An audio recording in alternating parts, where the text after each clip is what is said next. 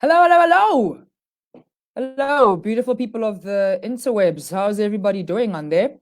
So as you guys know, my name is Mo Malele. And today we are going to be covering a particularly interesting topic. But actually, no, wait. Let me stop right there. Before I get into this week's topic, just a couple of things I generally always want to touch on at the beginning of these live chats. Mainly that, firstly, let me actually have this thing, this banner. Yeah, so you guys can feel free to WhatsApp me your comments and your questions. The WhatsApp line is live. It's right here. So if you guys see me looking at my phone, I'm not being rude. I'm literally just checking through what stuff is coming through on my WhatsApp. If you guys have questions or comments and so forth. Also feel free to voice note me some of the stuff. You will notice that this week, I think it was yesterday, I put up a video just asking you guys your perspective on whether small businesses should be taking relief funding that is loan based. And so I'd actually want to find out your perspective. I think as young people, as the future of this economy, and I'm not just saying that to, make you feel like you're like the shit or something. Pardon my French, sorry. But it's the truth. I mean, it sounds overrated to say that young people are the future of the country, the future of, of business, of government, of economies, but it's the truth. And so I'm actually very interested to find out what you guys think about what's happening right now to the economy, the decisions that the government is taking, the bans and the regulations, and how it's affecting small businesses and how it's affecting the economy, what's happening with SAA and ComAir, what's happening with IDCON and business rescue and all that stuff. I'm actually very interested to find out what you guys think about that. I think young people like yourselves are at a very unique position because you guys are at a place in a space where you're able to interact with the theory of, of government and policy regulations, of business and economies, because you're studying it at school and you have lecturers and tutors who are, engaging with you.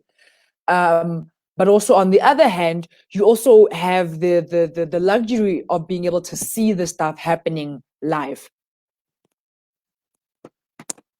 Can you guys hear me? If someone can just comment if you guys can hear me, because I'm talking and I'm just wondering now that I haven't actually asked if you guys can hear me. So can someone just say, yes, we can hear you, or no, we can't hear you? Can you guys hear me? Anybody? Because I just realized I've been talking for a minute now and I'm not actually even sure if you guys can hear me. But from my side, I am unmuted on all devices. Can someone comment? Can you hear me? Fantastic. Thank you very much, Lucy. We can. Great. All right. So let me then continue. So what I was saying is that you guys are at a unique position because on one end, you have the theory of it all. And on the other end, you now see what is actually happening in the economy, in the world. So it's quite interesting. And I'm kind of sort of like jealous to a certain extent because you guys can actually see what does the theory look like in practice, actually. Like what happens to an economy when you put in certain regulations. And I'm kind of going on a tangent now, but I think it's actually very interesting.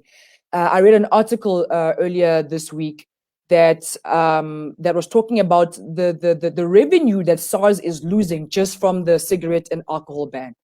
It's in the billions. The revenue that SARS will be losing because we're not because all of the businesses that are selling liquor and cigarettes have been banned. That includes restaurants that are even delivering. So it's an interesting perspective. I mean, there's one discussion that you can have about sure, it's safe, and what happens to the businesses that are selling those restricted items. But actually, what happens to the projections that SARS has on place in terms of the revenue that they would generate from taxes and sin tax and all that kind of stuff, and income tax and so on and so forth?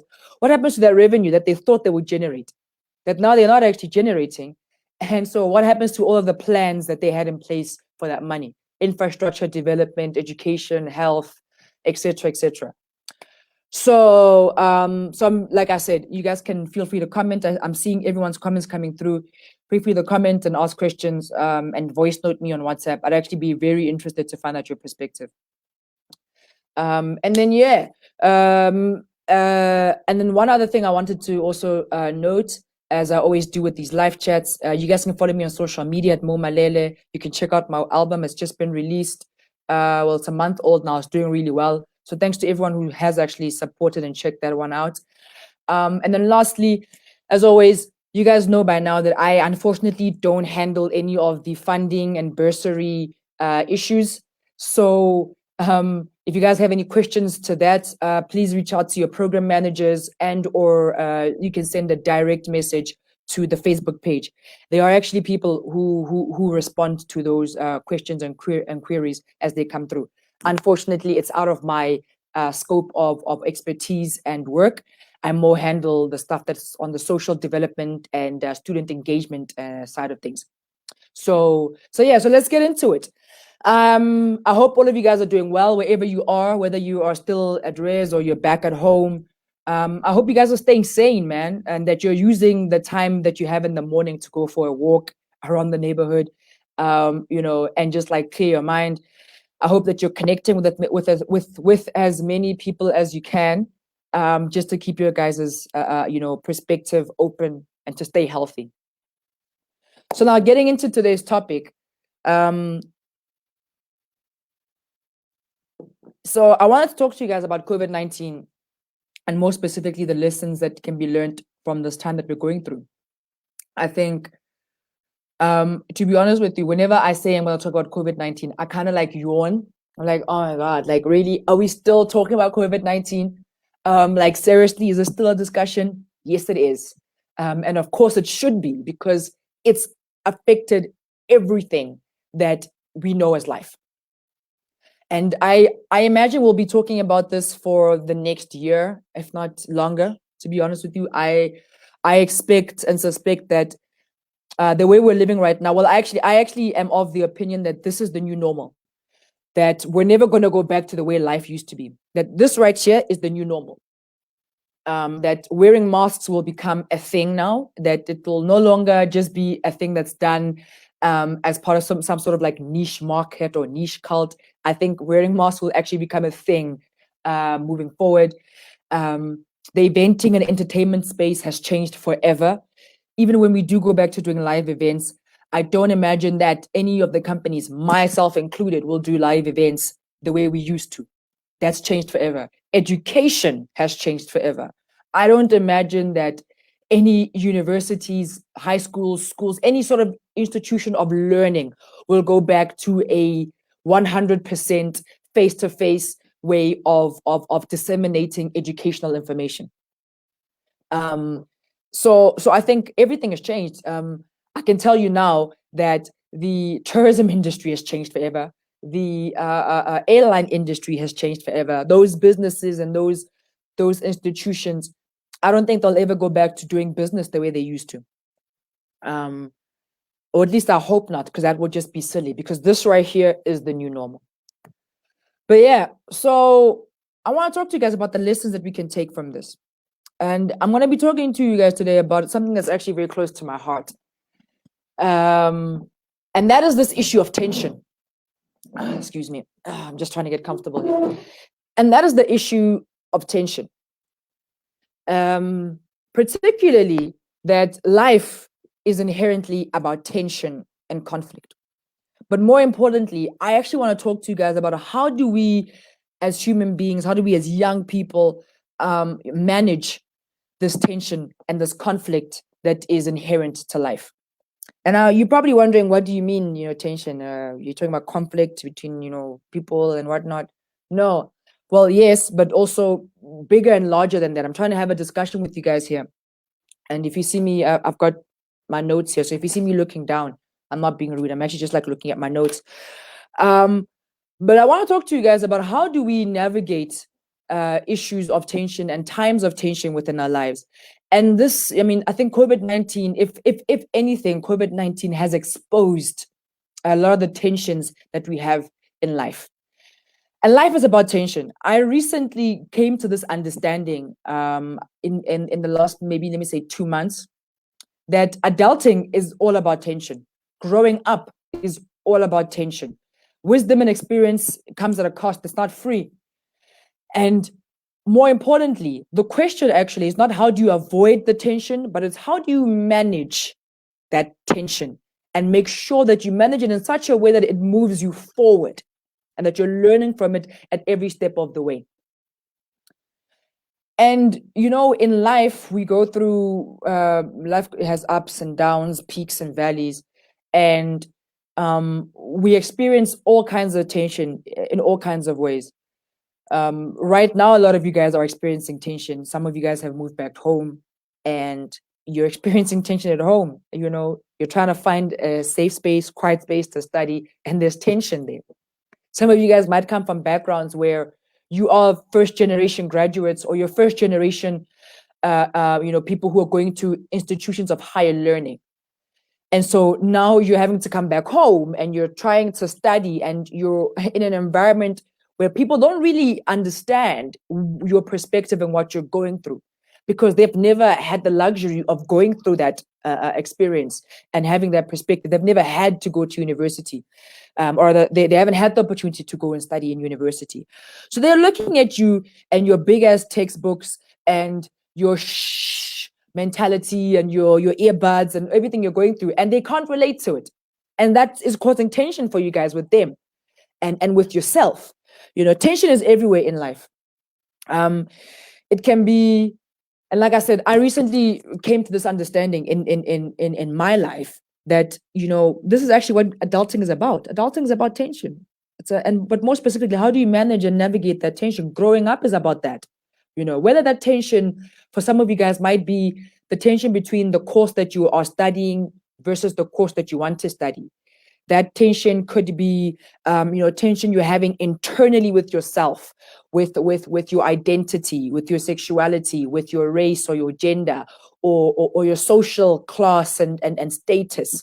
It could be tension you're having with the language of instruction that you are, being faced with at school versus the language that you're used to in your mother tongue. It can be tension, that you have with your job. A lot of you, when you start, graduating and you go into the working market, might find that you have tension between the job that you are being employed to do and the job that you're doing versus the job that you actually really want to do. The career that you have versus the career you really want to have. That is tension. When I was in university, I had huge tensions with what I was studying versus what I wanted to do. You guys know I've just recently released my album. It's a poetry album, So I have a huge passion for poetry and for spoken language, but I have a business degree. I'm a finance and accounting major. So when I was in university, I had huge tensions between what I wanted to do with my life versus what I was told I need to do with my life. And by the way, tension never stops. That's why I'm saying life is about tension. Because then you grow up and maybe you get a new job and maybe you get a promotion, but then now you have a promotion and that promotion puts you in a new space with new challenges and a new level of tension. Now you're having to manage employees and engage with employees. And that creates tension. Who gets an increase, who doesn't? How much of an increase do they get? Unemployment benefits, pension benefits. It creates tension between you and the people that you are now in charge of managing. And so at every level in life, whether you're moving up in life or down in life, whether you're moving forwards or backwards, there will always be tension. And now that tension isn't necessarily always external. Some tension is internal. It's internal tension and conflict with yourself, where you feel a certain way about something, but you're being told that you have to do something else that is different to what you're feeling. Or rather, you feel a certain way about yourself, but the world is telling you something different. And you're having to, put yourself forward to the world in a particular context that is different to the way that you actually feel. So everywhere, they say, to him who much is given, much is expected. And I mean, I'm using a very spiritual term to relay a very non-spiritual message. To him who much is given, much is expected. I mean, if you're a CEO of a multinational company, much is given to you, but much is expected of you as well. If you are just a junior manager of that multinational company, and you are just a junior manager managing some branch somewhere in Johannesburg, not as much is given to you as the CEO, and that's not as much is expected of you as the CEO. But as a junior manager, there's certainly more that is expected of you and given to you than the employees or the people that you're managing. So there's levels in life, and every level brings a certain amount of tension. And so this is really where I want to touch base with you guys. This question of how do we manage this tension? And I particularly wanted to talk to you about this in the context of COVID-19, because there's, like I said, COVID-19 and these times they've really just like shone a light, if I can put it that way, on this issue of tension. Excuse me. I've been following the discussions with teachers unions and with schools and so forth, where there has recently been pushback from parents to pay school fees because their kids are not at school. Their kids are not at school, so what are we paying school fees for? Is the perspective that the parents are holding. Obviously, the school and the teachers have a different perspective because your kid is enrolled with the school. You must pay school fees one way or another. Like, the fact that your child isn't here is irrelevant. You must pay school fees. That's tension. The economy. I mean, all of you guys, well, most of you should know, but if you don't, South Africa has been in a technical recession for some time now. On top of the fact that we were also, downgraded to junk status. And I'm really sorry. Like, all of the stuff I'm sharing sounds so like dire, and it sounds so horrible. Like, oh my God, like what is to become of us? But that's not what I want you to take from this. Because we are in hard times. I'm not gonna lie to you. I'm gonna tell you the truth. These are hard times. Projections are low. I think I've been keeping up with studies and just articles about the economy and just generally the economy of the world, and like global economies. The US, the UK, Italy, and whatnot, Spain, so forth. And some of the research that is coming out, some of the discussions coming out from economists, and so forth, is that the effects of COVID-19 on the economy can be likened to what we went through. Well, not we, but like what economies went through in the Great Depression. And that's huge. I mean, like not even 2008 recession was as bad as the Great Depression, and bringing this discussion to home, looking at the South African economy and what the economists are saying about the South African economy, is that if I think the numbers, someone had mentioned 16%, that if the economy contracts by 16%, it will bring us back to the levels of growth that we saw in the recessions of 2010 and 2011. So basically, our economy will go back to what it was in 2010, 2011, 2012, that like era, which essentially means that at the rate we're going, the economy will be set back 10 years. That's basically what it means. It means that as a country, from a GDP perspective, an unemployment perspective, from a socioeconomic perspective, if things continue the way they're going, and these projections actually become a thing, we will essentially be set back 10 years. That's intense. I mean, think about where you were 10 years ago, and then think about going back to that reality and going back to that person. I certainly don't want to go back there. I'm trying to move forward, you know. So there's tension. People are talking about, well, should we reopen the economy? What are the impacts of reopening the economy? Should we not, and just like stay on lockdown? What is the effects of that? And this, it's once again tension. There's a backwards and forwards. There's a pulling there.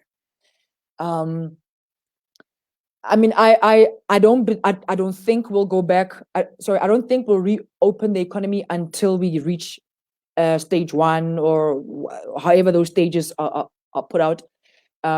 Essentially, what I'm saying is, I don't think the government is going to backtrack on the strategy that they are employing right now. I think they are going to stand their ground and do things stage by stage. And at stage 4, certain things can happen. Then stage 3, then stage 2, and then eventually stage 1, and then hopefully 0. I don't think they will reopen just because there's pressure and there's social commentary pushing them to do so. Whether or not I agree with that is irrelevant. What I will say is, I have respect for the fact that the government and that our leaders have taken a stance and that they can stand on that stance. I have respect for that, from a social responsibility perspective, from a leadership perspective. The last thing you want right now, and you can see this happening in other governments internationally, and I won't mention names, but the last thing you want in time of crisis is to have a government that is just like all over the place. They're here, they're there, they're just like wailing in the air. Everything is pie in the sky. You don't know what decisions they're going to take, what decisions are going to stand, what won't stand, what is happening. That's the last thing you want in the time of national disaster and in a time of situations like these. That's the last thing you want. Whether or not you agree with what the government is deciding, that's a secondary matter. That's something else. But I have respect for the fact that there is clarity in decision making, and that's important in times like these, so that businesses know how to react, so that ordinary citizens know how they should react, and so that global markets know how they should react to us. So I think that's something that I just want to say. Like I said, in terms of, do I agree with everything that's being said or being done? That's neither here nor there. But I do believe in giving credit where credit is due, and I think the government deserves credit from that perspective. So now coming back to this, right? So my mother used to say, when we were growing up as kids, there's a saying that my mother used to have. It goes, "Gogola go botlhoko." I'll say that again.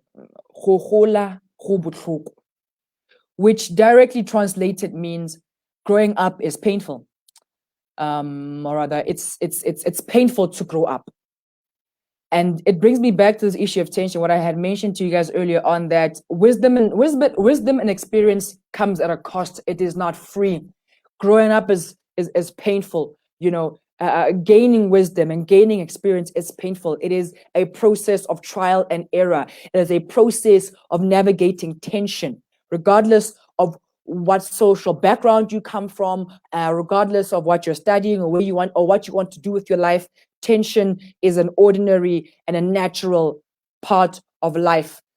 Yes, yeah, tolerance. Yeah, you've got that right. But yeah, and so I actually made a note here, actually, that hindsight comes at a cost. When people be like, "Oh, in hindsight, we should have done A, B, C, D." That's wisdom. That's experience. What you're doing when you say, in hindsight, we should have done it differently, what you're doing is that you're stepping out of the current situation and you're looking at the situation and you're learning from the mistakes that you had made, or you're learning from what you did, or what action you put forward and what reaction you got from that action. So you're learning from that action. You know what I mean? That's what you do when you step out of a situation and you say in hindsight. But that hindsight, that knowledge comes at a cost. It ain't free, you know. And it's a cost that must be paid in order for you to move your life forward and to gain the wisdom and experience you desire. And so I think my question to you guys is, do you run away from this tension? Do you avoid this tension? Do you ignore this tension? What do you do with this tension? I mean, by now you guys know my perspective on many of these things. I am a huge advocate of facing your problems and your issues head on. Don't try to avoid tension and conflict. If it's there and it's a necessary component of you growing and moving forward, you gotta face it. I keep bringing, my advice back to the situations that we are right now. And the only reason why I use COVID-19 is because it's something that is very relevant and relatable to everybody right now. Obviously, I could use other examples, but I think COVID-19 and what's happening right now, it's very relevant and relatable. So that's why I keep using those examples. But actually, over and above that, I think as young people, you need to be thinking about how COVID-19 is having a macro effect on the country and the globe at large. Like I said earlier on, you guys are the future of the economy. You are right now. I know for a fact I'm talking to future CEOs, CFOs, future ministers in parliament, future presidents, future advisors to ministers in parliament. And so I really want to implore you guys to really tap into some critical thinking in terms of where this country is going and how we're going to get there. I mean, we're talking right now about the unemployment benefits that have been given out. The government is talking about 200 billion rand that is being put forward in relief funding and in social benefits and stuff. But overall, the plan is actually 800 billion. So there's an if I'm not mistaken, there's an 800 billion plan, but it's obviously going to be released in tranches. And the first tranche is this 200 billion. The first thing I asked, and I honestly can't imagine anyone asking a different question, but the first thing I asked and the first thing I thought was, from where? Like where? Like from where are we getting the money? Like how are we actually getting this money? And I think it's a very important question to ask in the context of the fact that we are an economy that, like I mentioned earlier on, has been in a technical recession for the last year, if I'm not mistaken, if not longer. We've been in a technical recession, meaning that GDP isn't growing. Unemployment has been going in the wrong direction. So where are we getting money? So where is all this money coming from? And and this is actually why I love working with young people, and I love talking to young people, because the truth and the reality is that you guys are going to inherit all of these decisions. You're going to inherit the reactions to all of these decisions. And yeah, it sounds unfair because you didn't make the decision, but now you have to manage the reaction to it. That's just the reality of life. Same which way you guys had to manage the realities that were created by your parents. I had to, everybody has to, the decisions that were made by your parents, the way they raised you, their financial decisions, they end up affecting you, and you end up having to manage those as you get older. That's just the reality of life. For every action, there is a reaction. And unfortunately with life, it is not always the people who made the action that have to deal with the reaction. That's just the unfortunate truth of life. But I really actually thanks Mavis for the comment. Mavis says powerful empowerment for the youth. Thanks, man. Yeah, so I really want to implore you guys to really be keeping up with what is going on right now in the global economy and in the world, and particularly, but also specifically in the country. I mean, if things go the way they're going, what's going to happen to the unemployment rate? There's conversations and comments going around from labor economists talking about unemployment could go up to 50%. I mean, can you imagine 50% unemployment? What does an economy of 50% of the population being unemployed look like? How do you grow GDP when your people don't have money to spend on the economy, And so you guys really need to be keeping track of this stuff, because wherever we got the 800 billion or even the 200 billion, whether it was through loans from the World Bank, whether it's through deals, trade deals and trade deals and treaties and all that kind of stuff with global markets in the US, the UK, China, whatever. However it is you get the funds, the reality is that you guys are going to be the ones at the forefront of dealing with the decisions that are being made right now. The current government will long be gone, and it'll be up to you guys and my generation as well, to forge a new country. And I just want to make a point that if you let me take a step back. Let me say, the reason why this is such an important thing for you guys to note is that if you look back to the times in South Africa where we had racial segregation, so apartheid times, and you look at how we transitioned from racial segregation and apartheid into a democratic state with the first democratically elected president, the first democratically run government, and so on and so forth. What you will notice is that there were decisions, there were actions that were taken by that generation. So the generation that lived in racial segregation times and apartheid times, and I'm just talking about that generation holistically, regardless of race or gender. There were decisions that were made. The next generation then had to deal with those decisions. They had to fight for freedom. They had to, fight for equality, fight for a vote, fight for human dignity and respect. That generation had to deal with what this generation had done and had to fight for that. Then this generation actually got the vote and they won. And then they ran a government and they made decisions.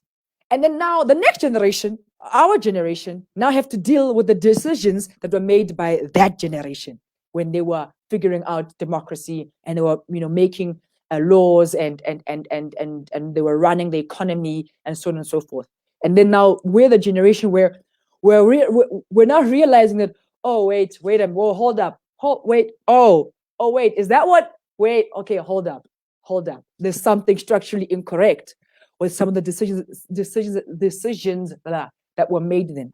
I'm sorry, I haven't been talking to people in a long time, quarantine. So the tongue has to get used to moving. But so now we're here. So now we're that generation, and we're now trying to figure out that, okay, fine.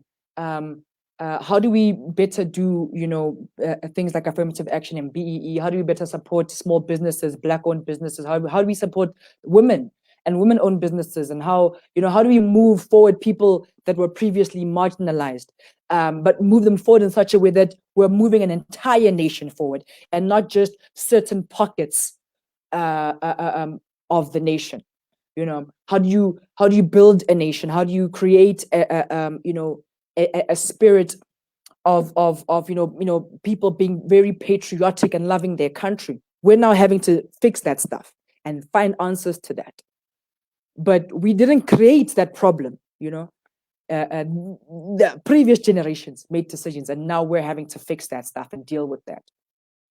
So if you think you're not going to have to deal with this reality like 5-10 years from now, you're sadly mistaken. So I would implore you to right now be looking at what we should be, rethinking. How can we do things better? What gaps in the market can be identified now? How as a country, how do we pivot our economy? I've been thinking recently about my business, which has been really badly affected by the shutdown, because we're in the event space. So we focus on marketing activations, so brand activations and events management. So we're not, so in a world where people are told to stay at home, and in a world where social distancing is a thing, it's hard, and nigh impossible to run a business that is focused on events and people being around each other. So the discussions I've been having with my team have been centered around how do we pivot the business differently? How do we get onto online platforms? How do we hold events online, et cetera, et cetera? How do we do things better? How do we, manage our P&L, our profit and loss statement? How do we manage expenses and salaries and everything else that we need to pay for? And if a small business is doing that, I would imagine that an entire country needs to be thinking that way as well. So as a country, how do we pivot our economy differently? How do we pivot our economy in such a way that we're still relevant in this day and age, in this time, that we're still relevant as a business, or rather, sorry, as an economy? That we're still able to import and export, that we're still able to generate investment income or investment funds for the country. We're still able to generate revenue and create jobs for South Africans and for its people. So, like I say, I've been thinking a lot about all of this tension. I don't know if you guys have any questions or comments. Please feel free to drop me some stuff. Would really love to hear what you guys are thinking. What's happening at school? I mean, are any of your lecturers talking about this stuff? I would imagine this would be a topic of hot conversation within your groups at school. In terms of what would you do? So if you guys have any questions or comments, please feel free to drop those through. But yeah, so I think what I'm really trying to get to you guys is that whatever it is that you're going through, however it is that you're experiencing tension in your life, you need to face it. It's like head on. Whether it's financial tension, it's stuff going on at home, whether it's stuff with your results, you need to face it. Particularly right now at school, with a lot of you guys now being homeschooled, or homeschooling yourselves, because the classroom has moved online, right? How do I phrase this? Excuse me.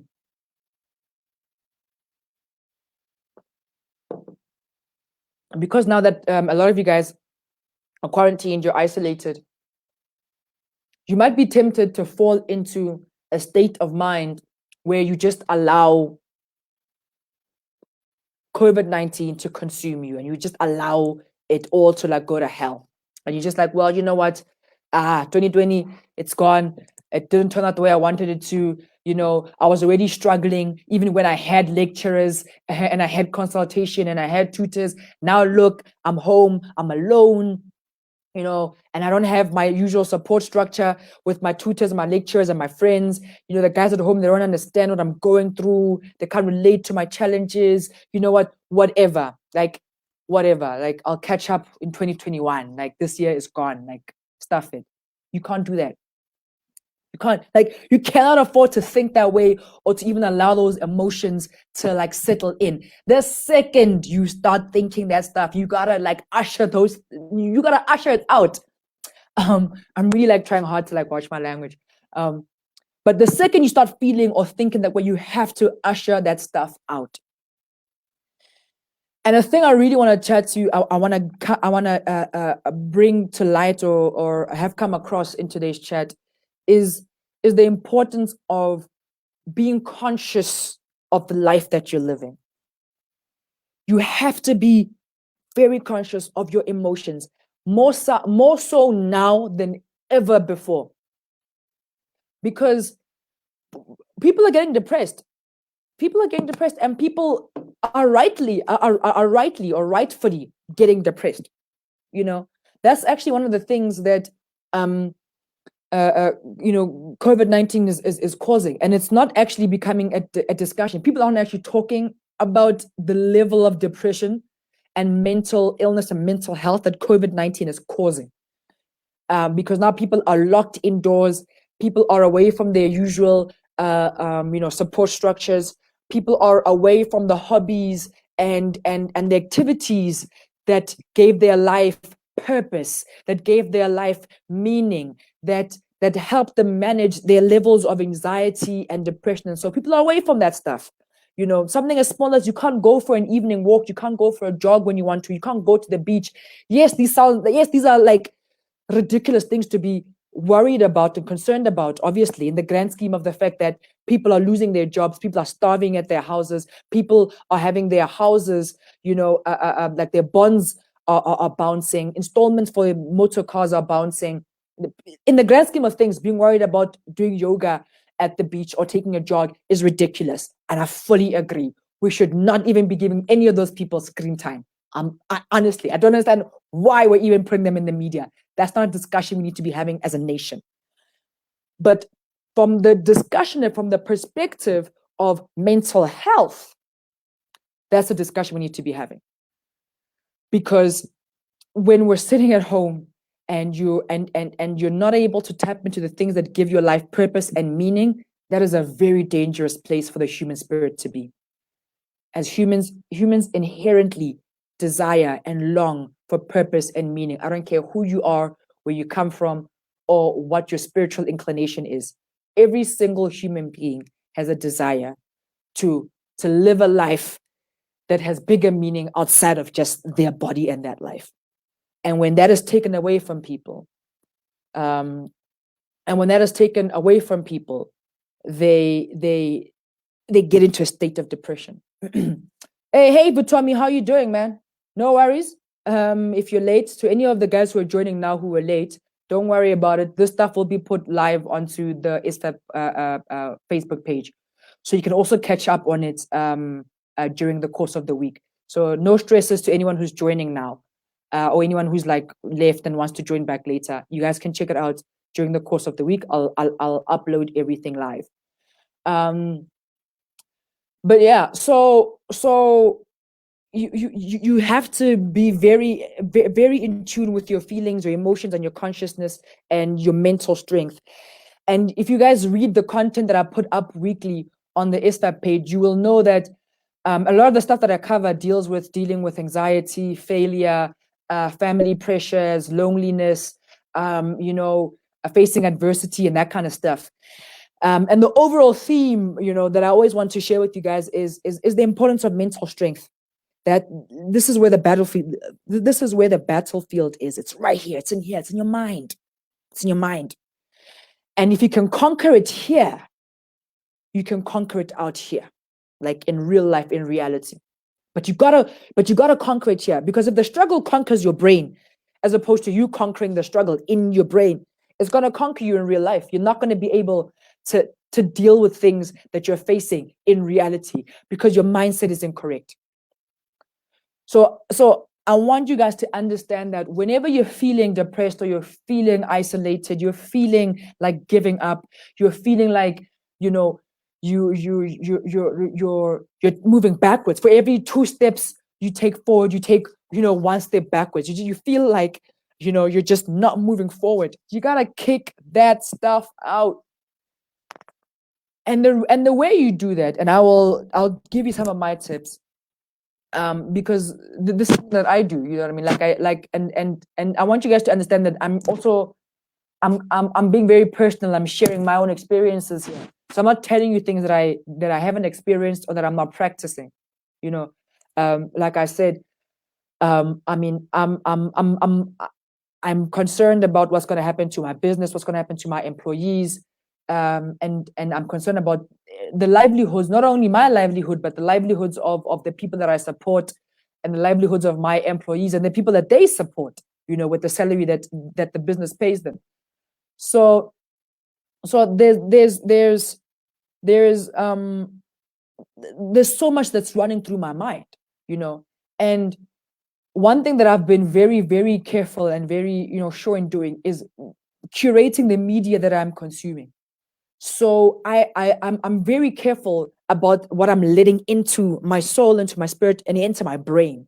I'm trying to consume media that keeps me uplifted, that that tells me the truth, doesn't lie to me, because I want the truth. So I want to know how bad the situation really is.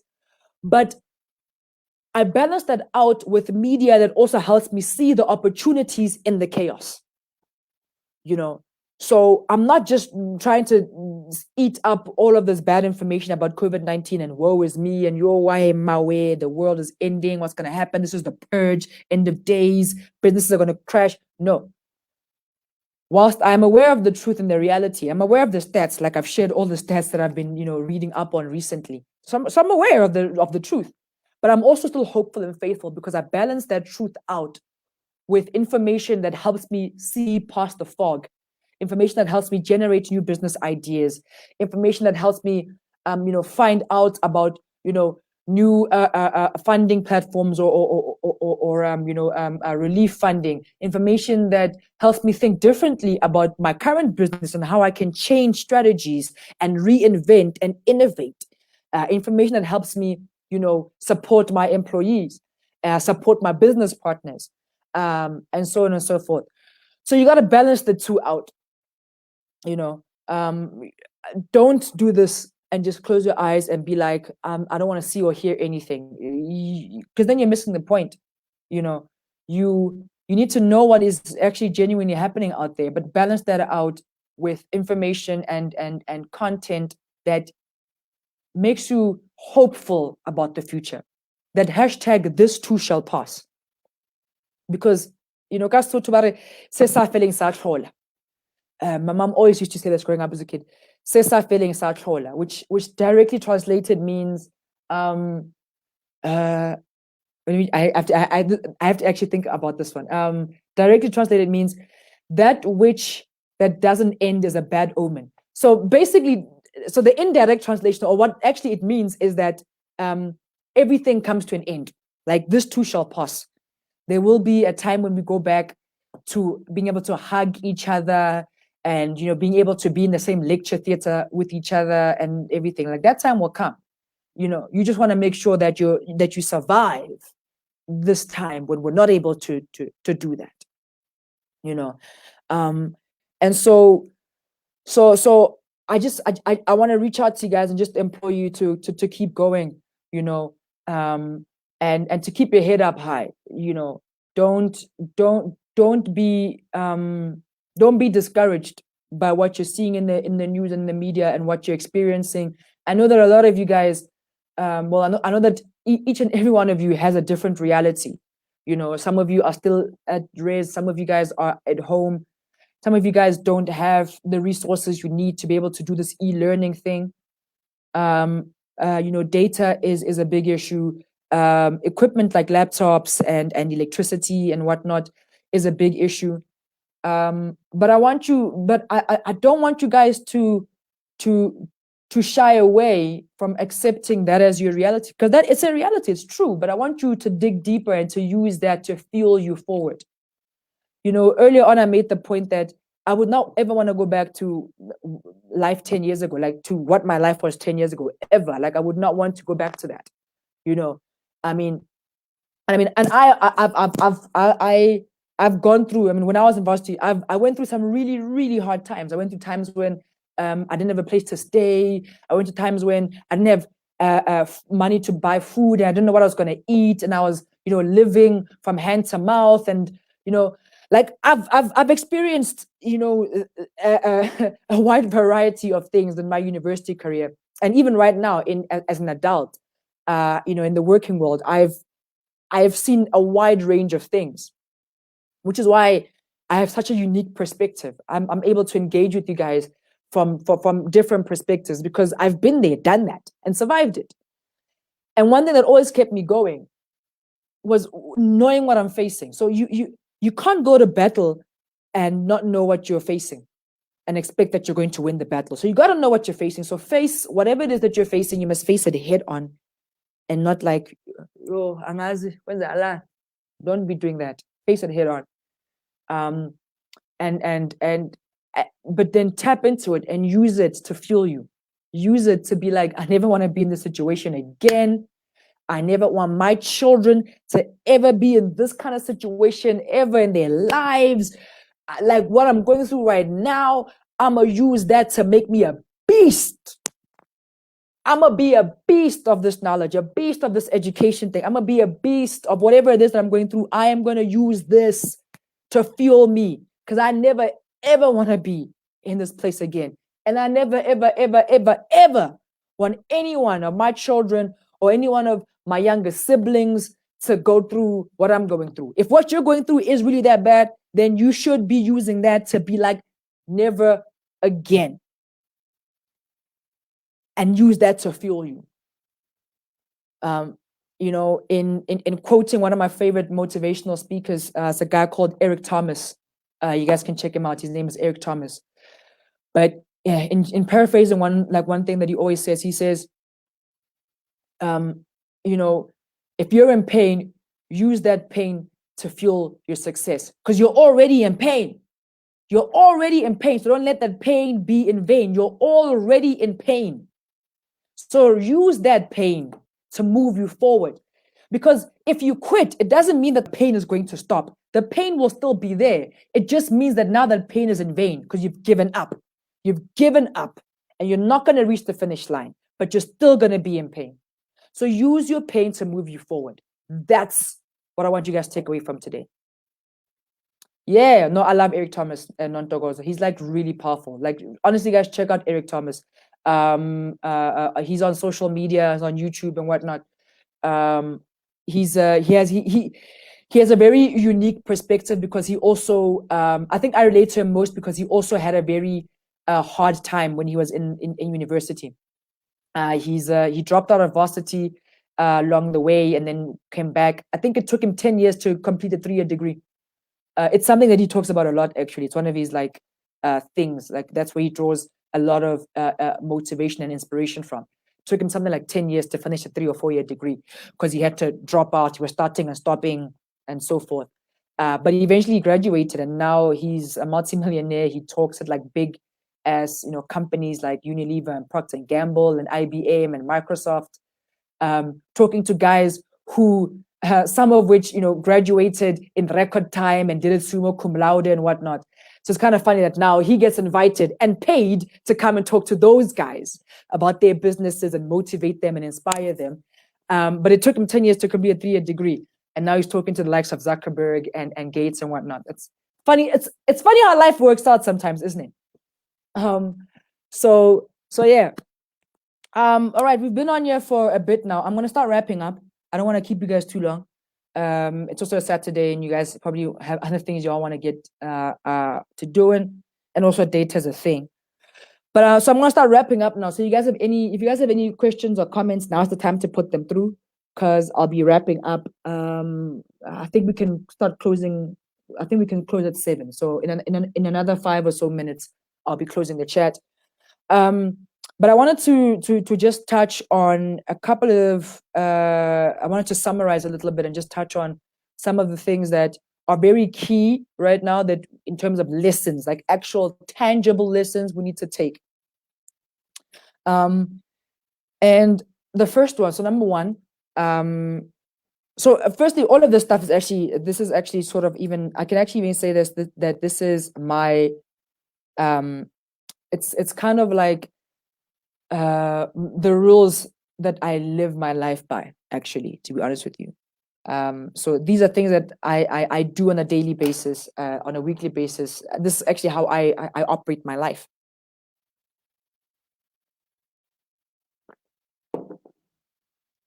So, excuse me, sorry.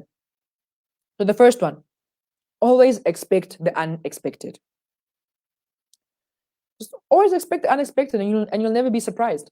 You know, for me personally, my life, like I said, you know, I've gone through so many things. I've gone through many ups, many downs, peaks and valleys. I was raised by a single parent, very, very humble beginnings. You know, from a young age, being responsible for my younger siblings and whatnot. For my younger sibling, I've got one younger sibling, but like being an authority figure from that perspective, you know, when I went to varsity, I moved away from home. It was the first time I was away from home. I went to UCT. I'm originally from Pretoria, so it was the first time ever moving away from home. Um, uh, you know, when I was in varsity, I spent my first couple of years in varsity paying off my high school fees. And I remember when I left high school at the time, there was there was an uncomfortable back and forth with the high school management and the finance guys because I had outstanding fees, because I couldn't pay my fees. And luckily at the time, well, luckily, I still was able to get my matric results and the certificates and whatnot because it's against the law for them to hold that stuff back. They can't hold any of that stuff back. But I remember they wouldn't give me my testimonial letter that I needed for some of the applications I was making for bursaries and stuff like that. But anyways, like the reason why I'm sharing this stuff is because I want you to understand that when I say that I've been through so many things in my life that very few things surprise me, I'm not actually just saying that because it sounds catchy and cute and like, it could trend and like hashtag. No, I actually mean it. I've been through so many things, both good and bad, in my life that very, very few things surprise me. Very few things surprise me because what that journey in my life has taught me is to always, always expect the unexpected.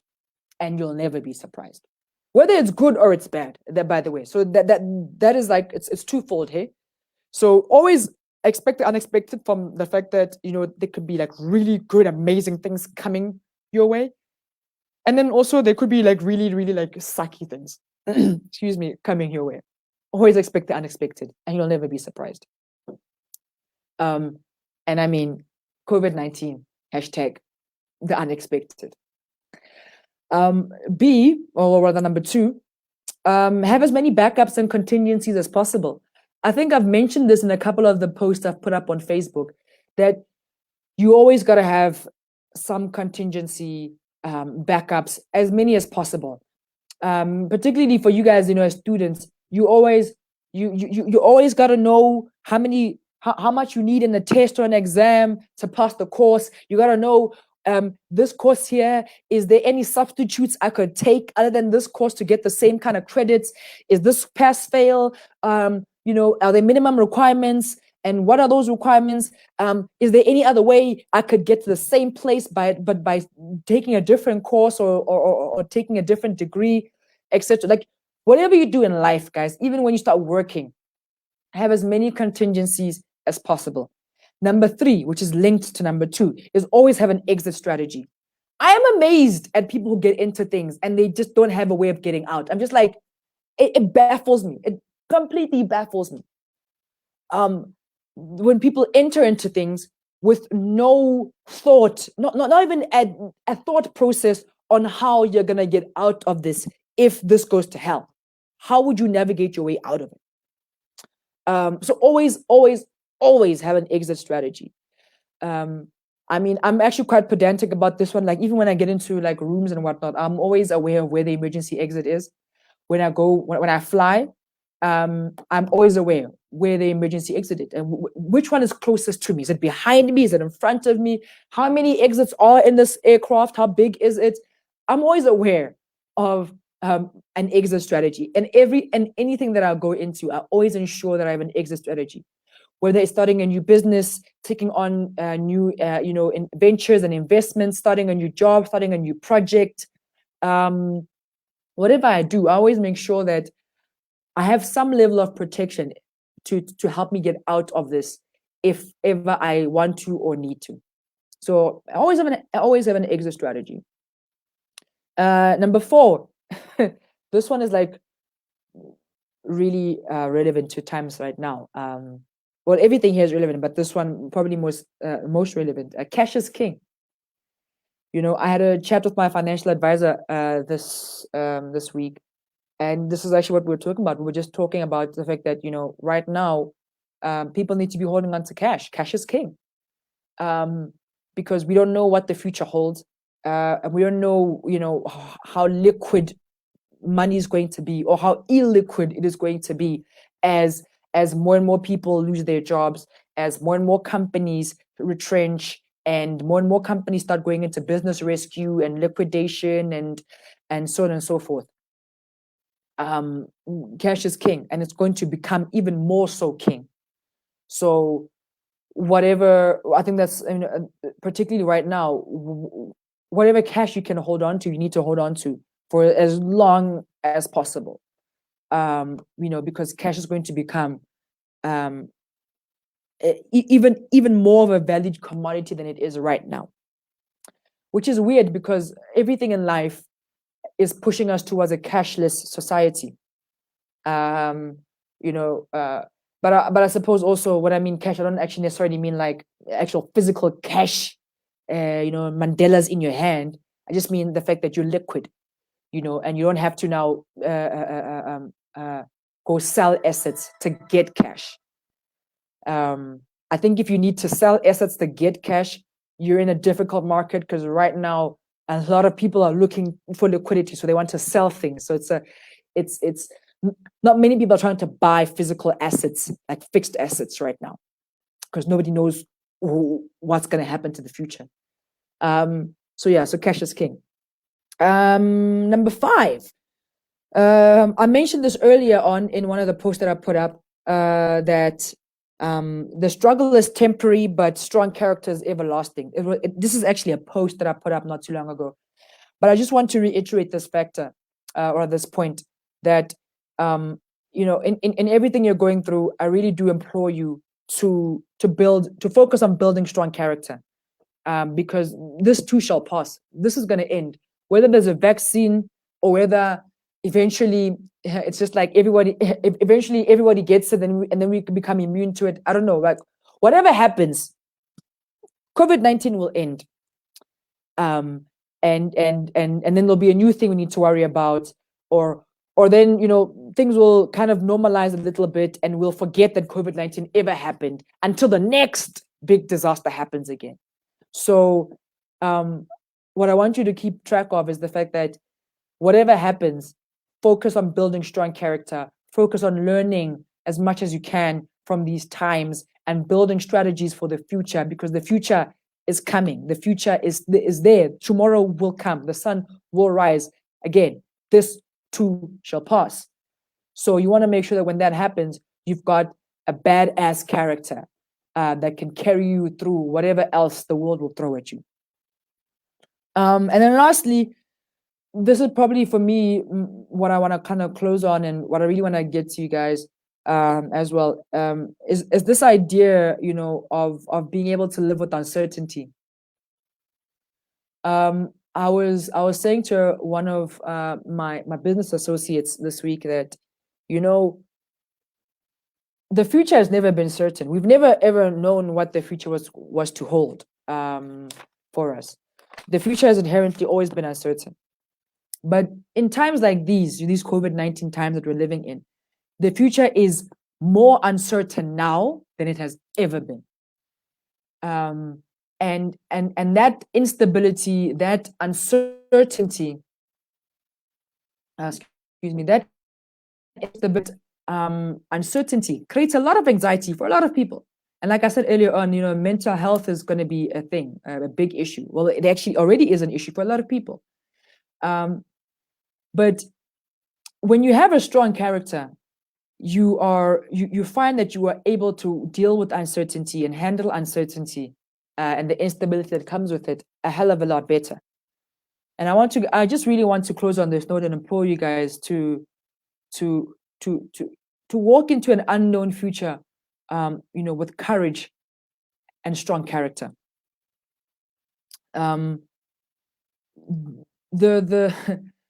We live in crazy times, that is true. But like I said, this too shall pass, and you want to make sure that when all of the dust settles, you want to make sure that you are one of those people who used this time and who used the struggle to rise above the rest.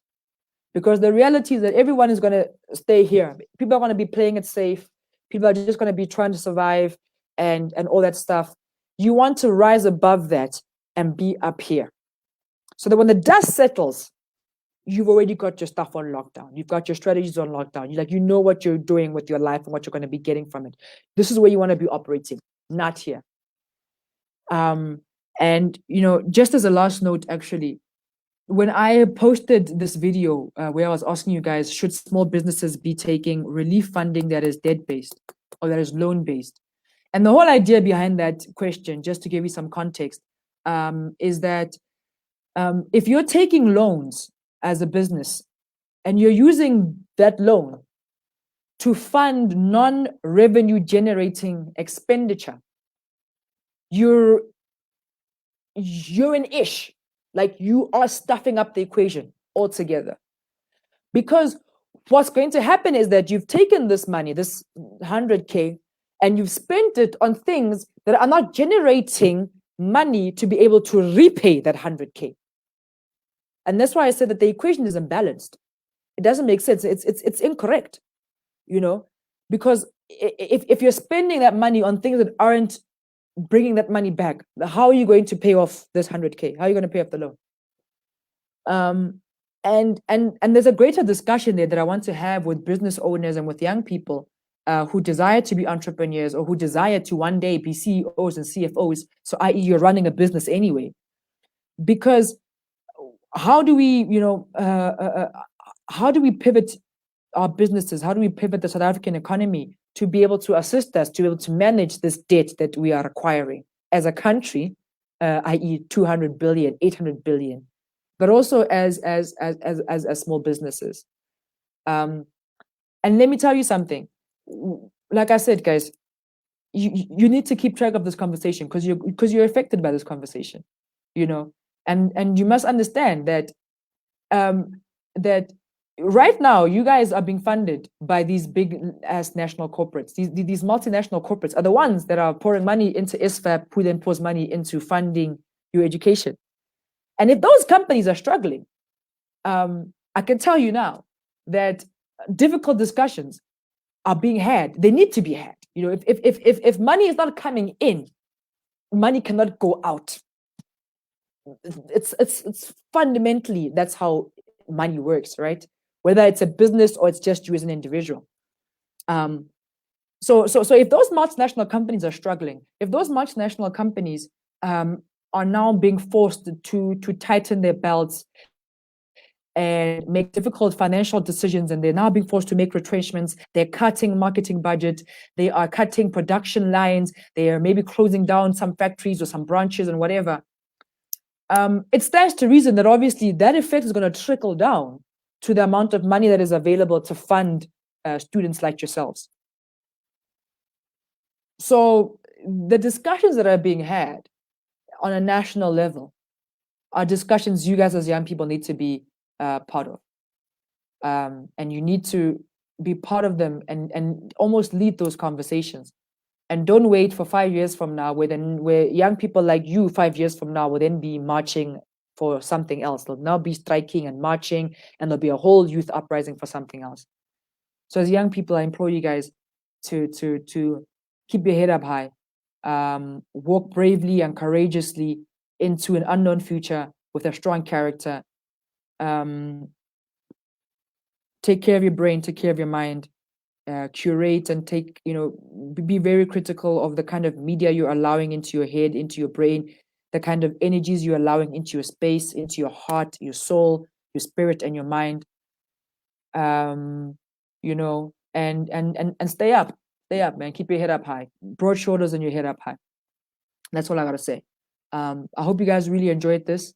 We've been online for an hour now. I think this is the longest time we've been together, and the engagement has been really great. I'm very happy to see so many of you guys online today and engaging and commenting. But yeah, so if there aren't any questions or comments, I'm gonna wait for like a minute. If there aren't any questions or comments, now's the time. It's going once, it's going twice, and then I'm gonna hang up. And once again, if you guys came in late or you missed the chat, you can catch it on the ISFAP page. I'm going to upload it there when I'm done here, so you guys can check it out during the course of the week at your leisure.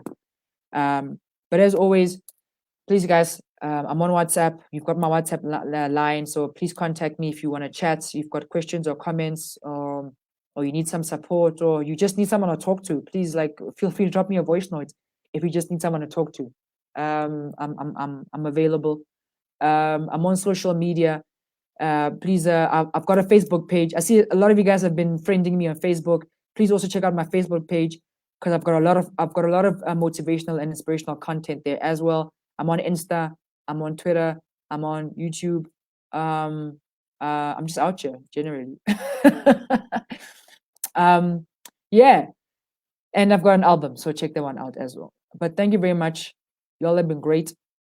It's been great. So I'll check you guys later. Thanks. Bye. Okay, I'm hanging up now.